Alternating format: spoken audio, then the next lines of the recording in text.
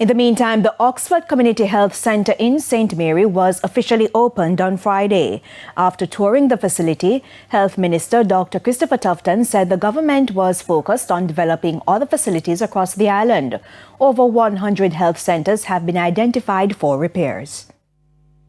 The midwife, the nurse, the doctor are very important to community stability. And we must look the part as well as play the part. And that's why we are embarking on the largest refurbishing and upgrading of our health centers since independence.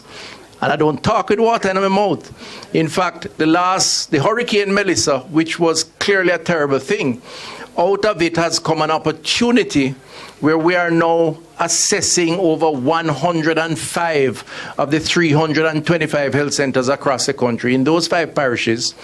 And we are intending on upgrading, making sure we retrofit, making sure we put in place whatever is required for sustainability under adverse circumstances, those health centers over there.